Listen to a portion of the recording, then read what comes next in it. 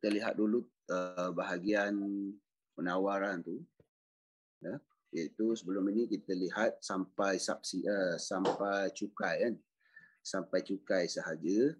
So ini kita lihat bentuk campur tangan kerajaan yang ketiga.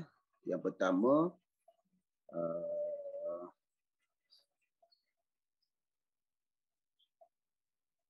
campur tangan kerajaan. Okey. Okey, ini adalah sebab-sebab kenapa kerajaan okey, visual boleh dah rekod sekarang. Baik ya, ini adalah faktor-faktor yang menyebabkan kerajaan perlu campur tangan. Faktor-faktor yang menyebabkan kerajaan perlu campur tangan dan terdapat dua bentuk campur tangan kerajaan yang kalau kita boleh lihat di sini, iaitu dasar kawalan harga dan dasar cukai dan subsidi. Cukai dan subsidi. Dan kita dah bincangkan faktor-faktor yang menyebabkan kerajaan perlu campur tangan. Salah satunya externality negatif, kewujudan monopoli, maklumat yang tidak lengkap, ketidakstabilan ekonomi. Ketidakstabilan ekonomi ini berlaku apabila kerajaan tidak campur tangan, terutamanya dalam ekonomi pasaran bebas, dan memberi kesan buruk kepada imbangan pembayaran tanpa campur tangan kerajaan. Ketidakadilan dari segi agihan pendapatan, bermaksud ketidakadilan dari segi agihan pendapatan ini maksudnya orang yang memiliki banyak faktur pengeluaran akan menjadi semakin kaya dan orang yang miskin akan semakin miskin. Okey.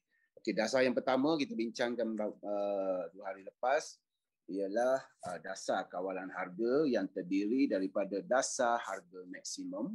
Okey. Dan ini gambar rajah dasar harga maksimum. Dan yang kedua, dasar harga minimum, okey, yang harganya ditetapkan lebih tinggi daripada harga pasaran dan bertujuan melindungi ataupun menjaga kebajikan pengeluar. Okey, dan ini adalah gambar rajah kelok di mana dasar harga minimum dilaksanakan dan memberi kesan tertentu. Okey, ini adalah cukai, dasar cukai dan subsidi. Bentuk campur tangan kerajaan yang kedua ialah cukai dan subsidi. Dan kita sudah bincangkan tentang cukai, kesan cukai terhadap kelok. Berapa cukai yang ditanggung oleh pengguna, berapa cukai yang ditanggung oleh pengeluar, dan saiz ni, kalau kita lihat saiz cukai yang ditanggung oleh pengguna dan pengeluar ini, kalau kita tengok saiz dia tak sama. Bermakna daripada banyak cukai yang dikenakan. Okey, kalau di sini cukai yang dikenakan ialah cukai yang dikenakan berdasarkan rajah ini ialah sebanyak P1 tolak P. Okey, ini adalah jumlah cukai yang dikenakan, tetapi cukai yang dikenakan P1 tolak P itu adalah per unit bagi seunit keluaran. Jadi daripada P1 tolak P itu, sebahagian besarnya ditanggung oleh pengeluar. Sebab kita lihat di sini kawasan berlorek bagi pengeluar adalah lebih besar daripada kawasan berlorek oleh pengguna. So pengeluar lebih banyak menanggung bahagian cukai yang dikenakan berbanding pengguna. So apakah yang menentukan? Apakah persoalannya di sini? Apakah yang menentukan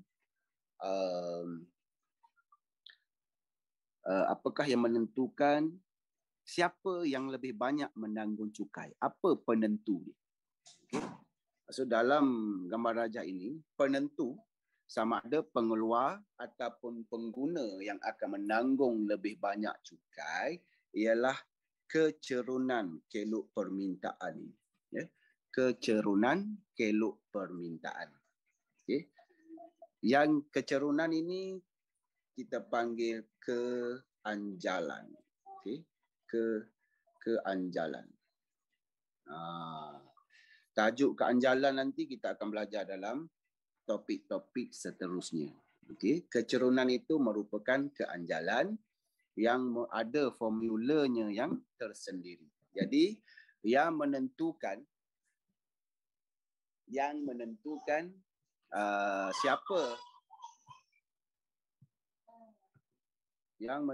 siapa yang menanggung cukai yang lebih banyak adalah kecerunan keluk permintaan itu sendiri. Okey. Baik. Kita dah bincangkan tentang cukai dan ini adalah kesan cukai terhadap fungsi. Okey. Ini adalah kesan cukai terhadap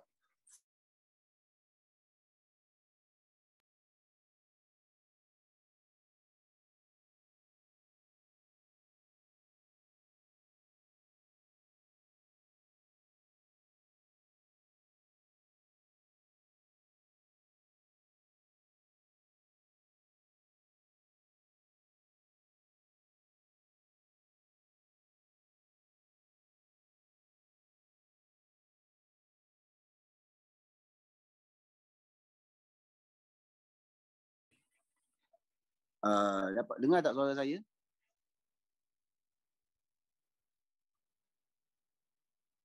Halo. Dengar cikgu. Dengar Tapi saya punya screen sharing tu berhenti tadi kan? Okey, saya share balik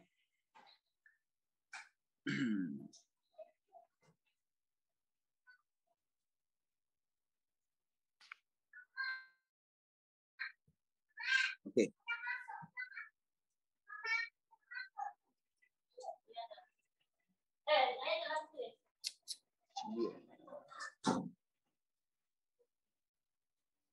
Okey, kalaulah fungsi penawaran itu, kalau fungsi penawaran itu dinyatakan dalam sebutan QS, maka fungsi itu akan berubah dengan menolak cukai per unit daripada nilai P.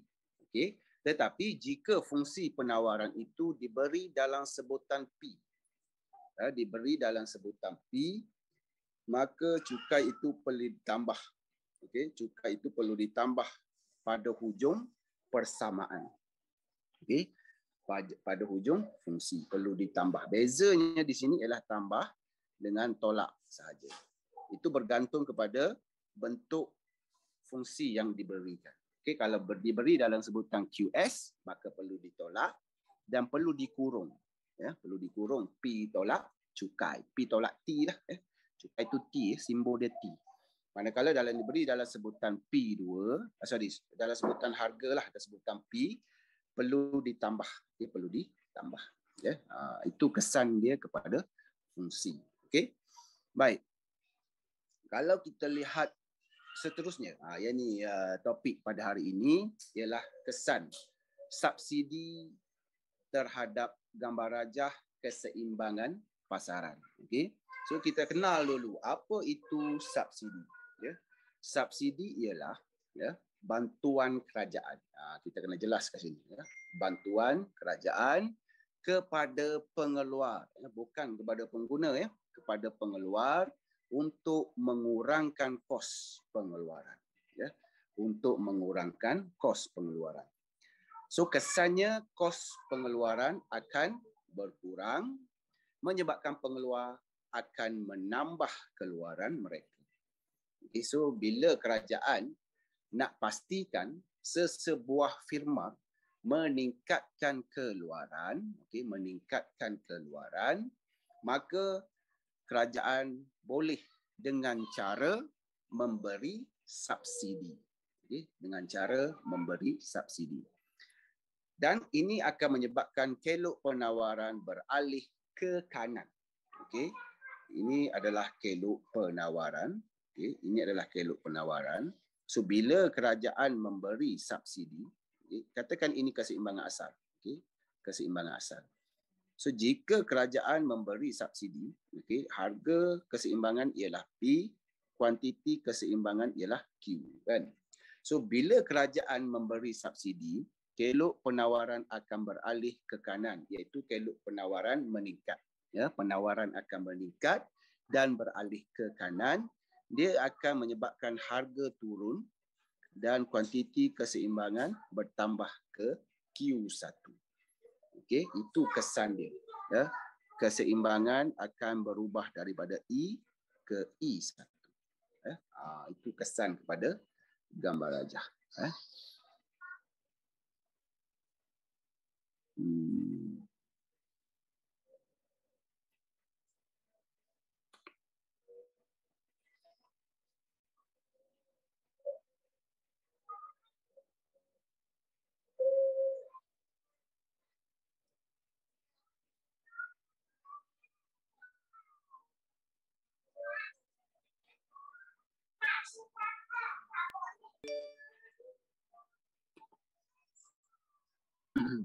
Okey ya.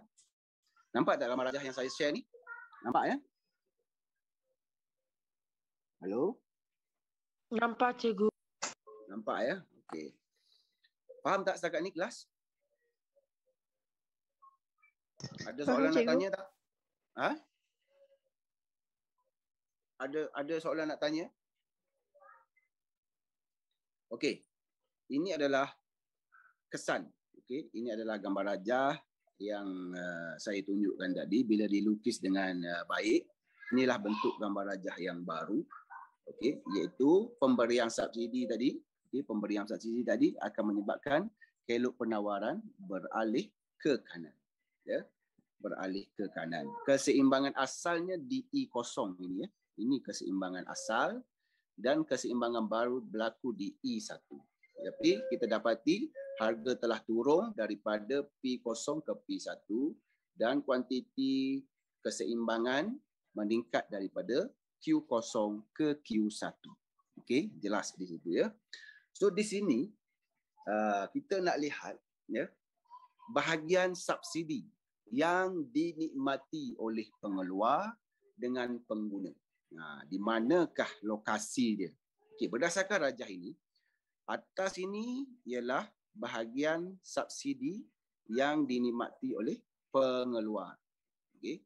Dan di bawah ini pula adalah bahagian subsidi yang dinikmati oleh pengguna. Okey. Dan kita dapati bahawa subsidi yang dinikmati oleh pengeluar lebih banyak berbanding subsidi yang dinikmati oleh pengguna. Okay.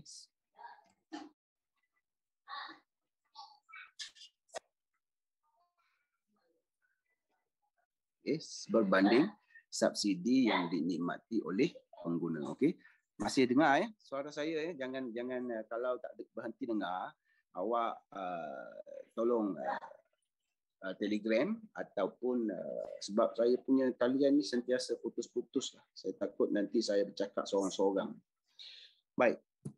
Itu adalah kedudukan. Sebagaimana kita nak tentukan. Okay, apakah yang menentukan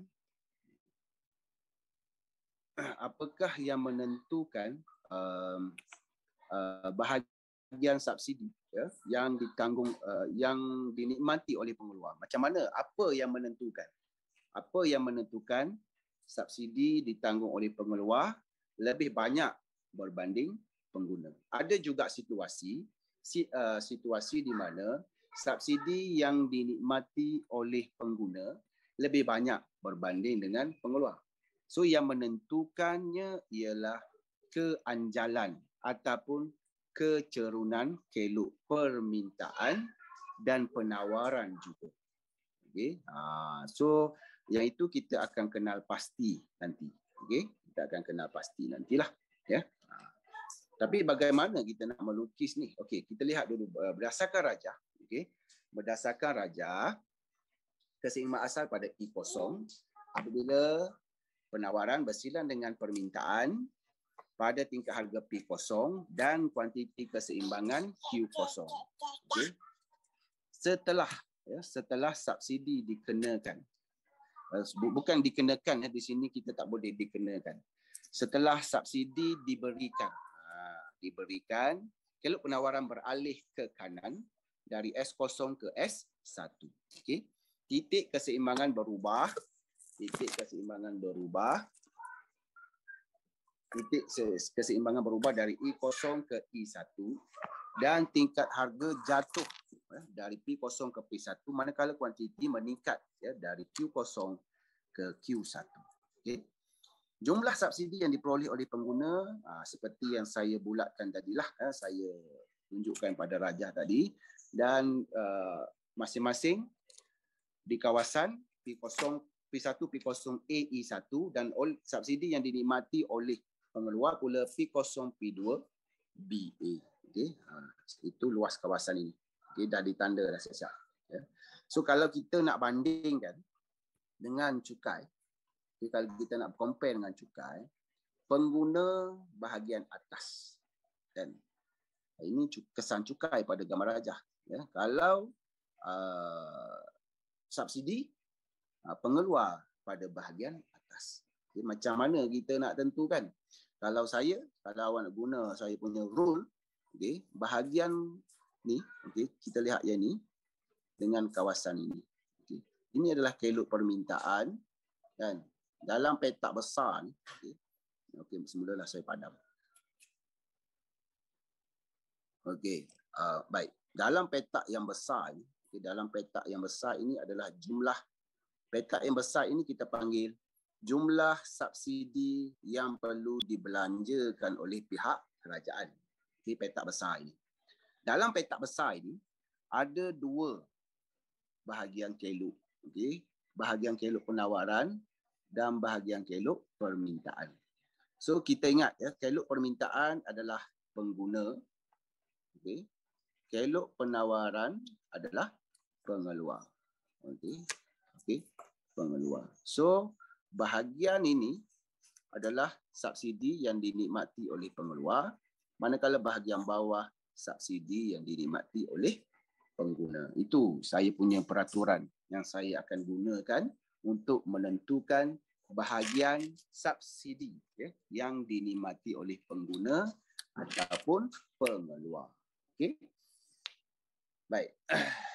Kesan terhadap fungsi penawaran pula apabila subsidi diberikan, okey. Subsidi ini dia berbeza. Okay. Kalau fungsi S itu diberi dalam sebutan QS, maka subsidi perlu ditambah dengan harga. Okey, selepas membuat dalam kurungan lah. Okey. Tetapi jika fungsi penawaran tersebut diberi dalam sebutan P, okey, diberi dalam sebutan P, maka subsidi perlu ditolak di belakang fungsi tersebut. Barulah kita akan dapat fungsi yang baru. Okey. Okey, faham tak? Ada soalan nak tanya? Hello?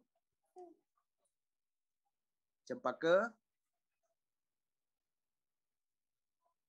Tak ada, cikgu. Tak ada. Faham tak ni?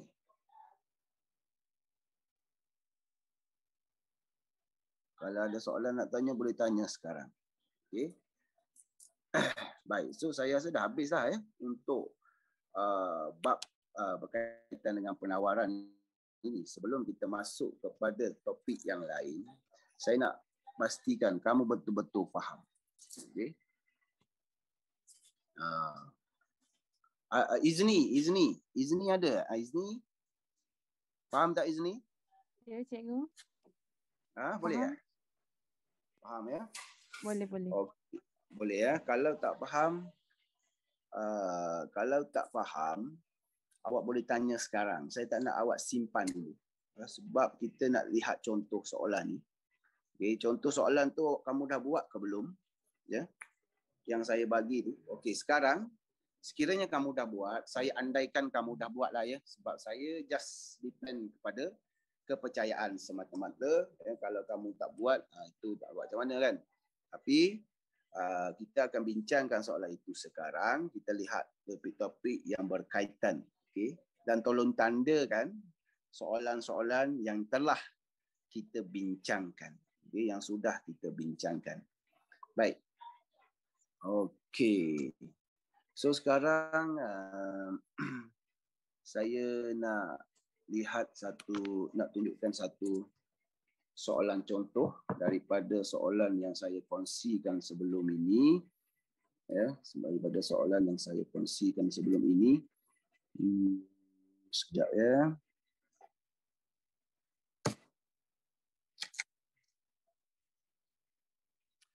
Okey. Ini saya nak explain satu perkara lagi, okey, berkaitan dengan cukai tadi. Subsidi tadi. Okey, kalau ini adalah kelok permintaan ataupun kelok keseimbangan pasaran, ini adalah harga, ini adalah kuantiti ya, kuantiti. Dan ini adalah keseimbangan yang asal. Okey, ini kelok penawaran, ini kelok permintaan, ini harga yang asal, keseimbangan yang asal, dan kuantiti keseimbangan yang asal. Keseimbangan berlaku di sini. Okey, keseimbangan berlaku di situ. Okey. Jadi kalau kita lihat di sini,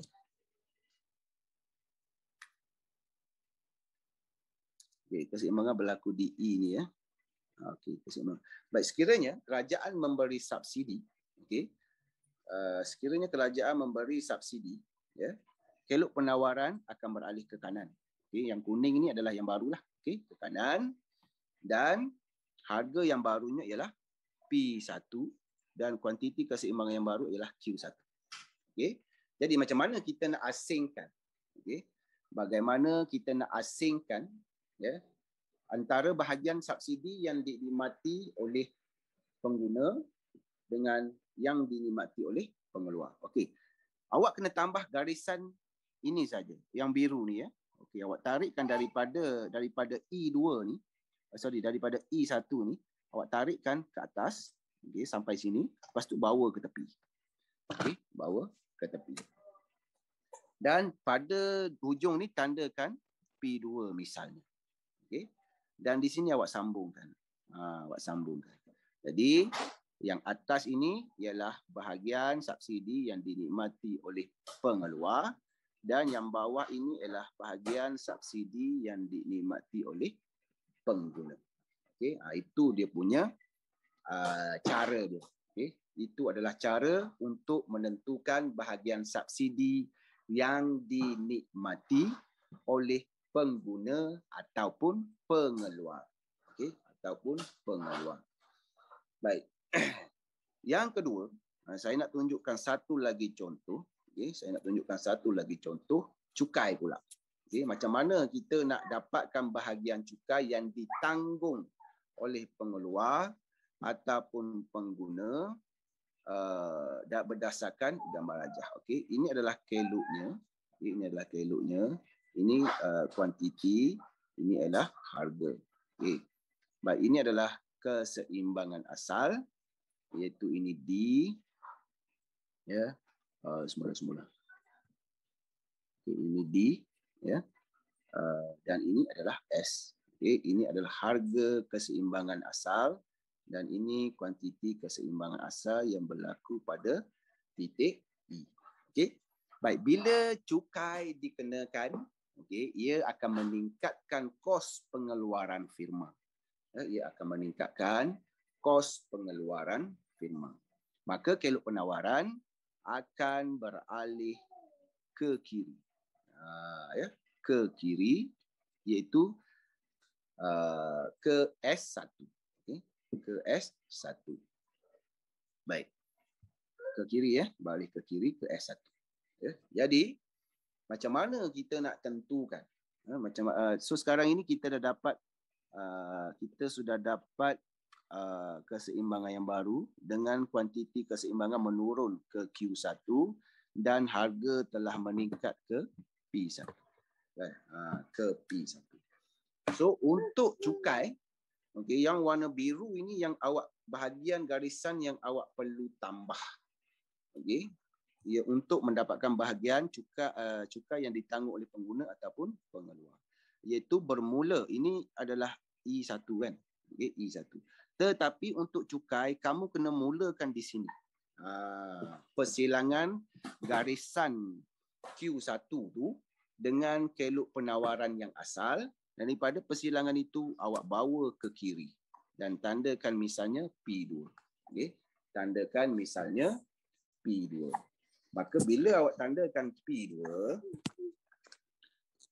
okay, bila tandakan P2 di situ, maka awak dah tahu bahagian cukai yang ditanggung oleh pengguna adalah kawasan yang bawah ni ya. Seperti yang saya tunjukkan sebelum inilah ya. Ia bertentangan dengan kelok permintaan. So ini adalah bahagian yang ditanggung oleh pengguna. Okey, pengguna. Dan yang bawah ini adalah bahagian cukai yang ditanggung oleh pengeluar. Okey, kerana ia bertentangan dengan kelok penawaran. Okey. Boleh ya? Okey. So yang ini yang saya nak tunjukkan kepada kamu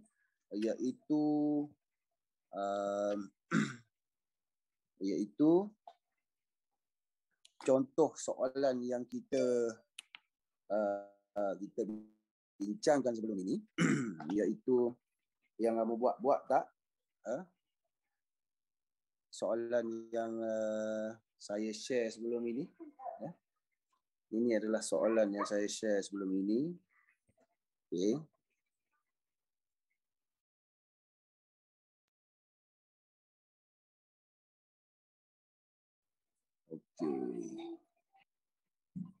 Alright.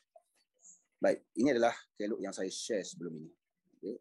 Kelok dan soalan lah. Okay. Okay.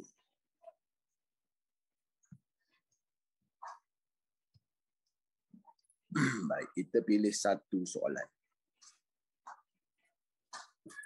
Kita pilih satu soalan. Okey, peranan kerajaan.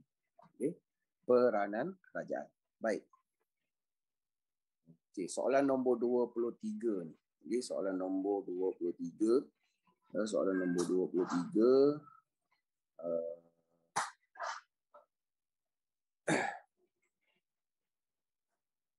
Okey, soalan nombor 23 ini sekejap ya. Anis.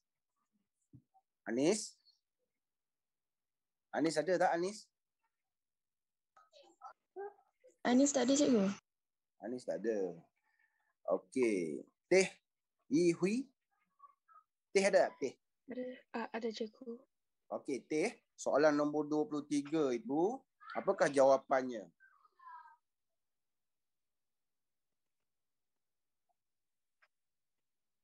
Soalan nombor 23, Teh. Apa? Wujud melebihan permintaan dalam pasaran D. D, wujud lebihan permintaan dalam pasaran. Okey. Yang berikut kesan pelaksanaan dasar harga maksimum. Okey. Dasar harga maksimum iaitu dasar harga yang kurang daripada harga pasaran ya. Dasar harga yang kurang daripada harga pasaran ya. Jadi kalau kurang daripada harga pasaran akan menyebabkan awak pilih C ya Teh? D cikgu. D ya. Okey, so jawapannya memang D lah. Okey, wujud lebihan permintaan dalam pasaran. Okey, bagus ya. Soalan nombor 24. Lina, ada tak Lina? Ada cikgu. Okey, Lina. Soalan nombor 24. Apa jawapan kamu? D cikgu. Donkey. Okey, cuba kita lihat ya. Gambar rajah di bawah menunjukkan kelok DD dan SS suatu barang. Okey. Apabila kerajaan melaksanakan dasar harga minimum. Okey. So dasar harga minimum kita dah tahu tujuan dia untuk melindungi pengeluar dan harganya lebih tinggi daripada harga pasaran. So lebih tinggi sudah pastilah pada P0 inilah. Okay. Pada P0, P1 pada P1 tersebut. Baik, so apabila kerajaan melaksanakan dasar harga minimum, jumlah hasil pengeluar akan berubah daripada Okey, awak jawab apa tadi, Lina? Donkey. Donkey. Okey.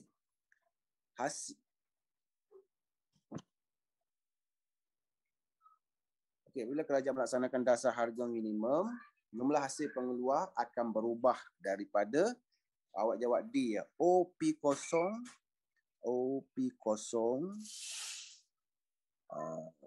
OP0, P0, EQ0.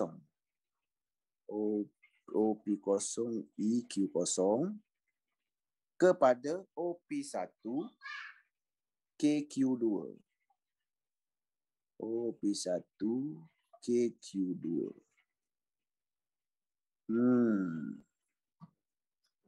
Itu jumlah hasil pengeluar ya.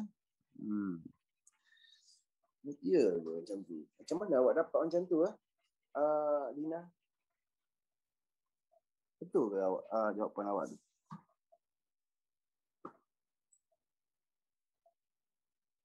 Lina? Cikgu. Macam mana awak dapat donkey tu? Kau awak tembak? Tak, cikgu. Okey, soalan nombor 24 itu.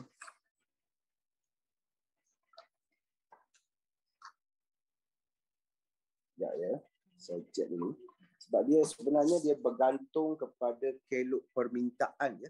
Kalau jawapan awak D, awak menggunakan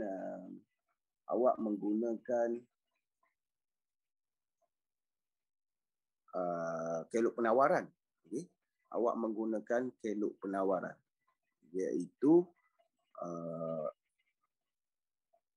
pada titik K tersebut kan, pada titik K. Maknanya awak nak bagi tahu bahawa kelok hasil firma telah meningkat apabila dasar harga maksimum dilaksanakan. Okey. Sebenarnya ya, bila dasar harga maksimum dilaksanakan, okey, harga pasaran akan dasar harga minimum ni kan. Dasar harga minimum.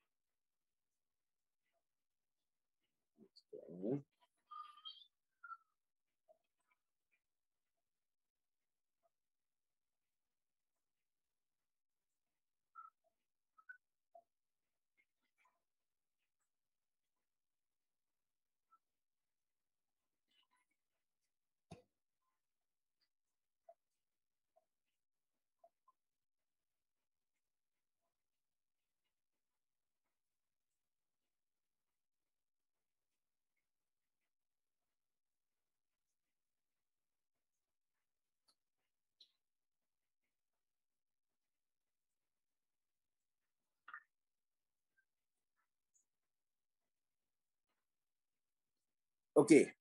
Baik, kalau berdasarkan soalan ini, firma memang mendapat faedah lah, sebab dasar harga minimum ini sebenarnya untuk membantu pengeluar. Okay. Dasar harga minimum ini sebenarnya sememangnya untuk membantu pengeluar ya. Jadi keseluruhan firma yang terlibat dalam pasaran boleh menjual pada harga P1 ataupun lebih tinggi. Okay. Tak boleh lebih rendah daripada